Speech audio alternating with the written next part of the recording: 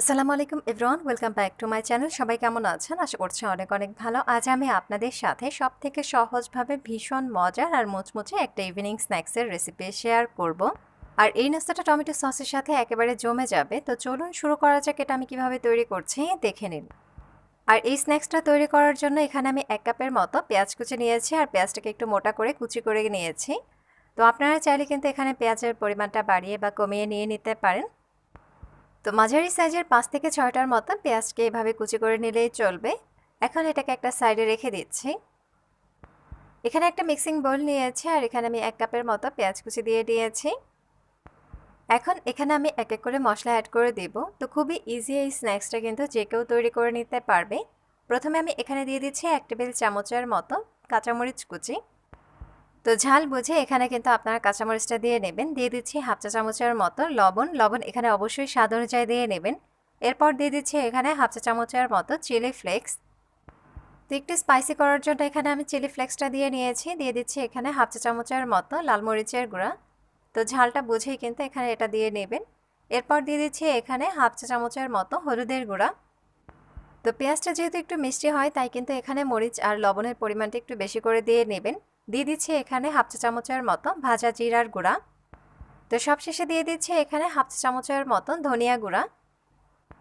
তো চাইলে কিন্তু এখানে আপনারা ধনেপাতা কুচি দিয়ে নিতে পারেন। দিয়ে দিচ্ছি এখানে হাফ কাপের মতো শুকনা চালের গুঁড়া।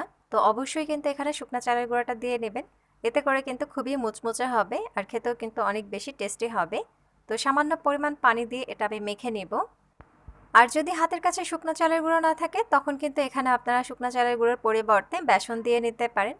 এখন সবগুলো উপকরণ আমি খুব ভালো করে হাত দিয়ে মেখে নিচ্ছি।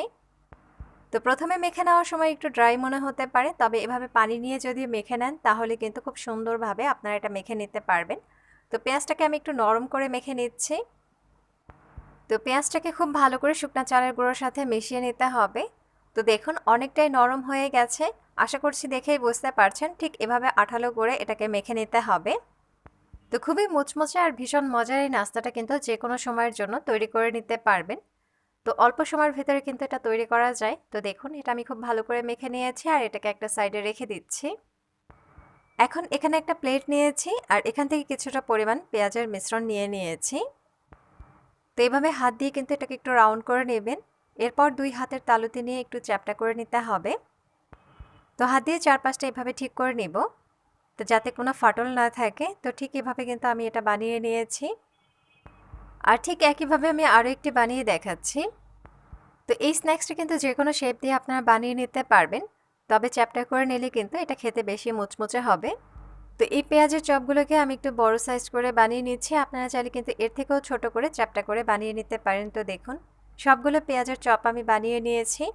এখন এগুলোকে একটা সাইডে রেখে দিচ্ছি। তো ছোট ছোট বলের মতো তৈরি করলে কিন্তু অনেকগুলো তৈরি করা যাবে। এখন চুলায় আমি একটা ফ্রাই প্যান বসিয়েছি, আর এখানে আমি সয়াবিন তেল দিয়ে দিচ্ছি। তো ভাজার জন্য এখানে আমি পরিমাণ মতো তেল দিয়ে নিব। তো এই পেঁয়াজের চপগুলোকে ডুবা তেলে ভাজার প্রয়োজন নেই, মোটামুটি তেল আমি দিয়ে নিয়েছি। এখন এখানে আমি এক এক করে পেঁয়াজের চপগুলো দিয়ে নিচ্ছি।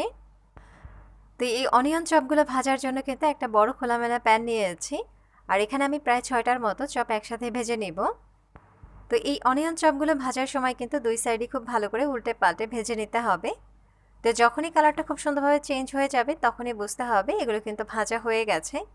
তো আমি একটু মুচমুচে করে এই চপগুলো ভেজে নিয়েছি। তো দেখুন কালারটা কিন্তু খুব সুন্দরভাবে চেঞ্জ হয়ে গেছে। তো তেল ছেঁকে আমি এই চপগুলোকে তুলে নিচ্ছি। তো একটা প্লেটে আমি এগুলোকে তুলে নেব। চাইলে কিন্তু এগুলো আপনারা টিস্যু পেপারের উপরে তুলে নিতে পারেন। এতে করে যে এর অতিরিক্ত তেল আছে সেটা কিন্তু টিস্যু পেপার টেনে নেবে। তো দেখুন সবগুলো অনিয়ন চপ আমি ভালো করে ভেজে নিয়েছি, আর খুবই মুচমুচে হয়েছে এই চপগুলো। তো আমি একটু কাছ থেকে দেখিয়ে দিচ্ছি, তাহলেই আপনারা বুঝতে পারবেন। আর এই চপগুলো কিন্তু খেতেও ভীষণ দারুণ হয়েছে। তো যে কোনো সসের সাথে কিন্তু এই চপগুলো একেবারে জমে যাবে। আশা করছি আমার আজকের রেসিপি আপনাদের কাছে ভালো লেগেছে, আর ভালো লাগলে কিন্তু অবশ্যই বাড়িতে একবার হলেও ট্রাই করে দেখবেন। তো আমার আজকের অনিয়ন চপের রেসিপি এই পর্যন্তই। যদি ভালো লেগে থাকে তাহলে কিন্তু অবশ্যই একটা লাইক দিবেন, কমেন্ট করে জানাবেন কেমন হয়েছে। আর অবশ্যই আমার চ্যানেলটিকে সাবস্ক্রাইব করবেন। পাশে থাকা বেল আইকনটি ক্লিক করে দিবেন, যাতে নিত্য নতুন ভিডিও দেখতে পান। আল্লাহ হাফিজ।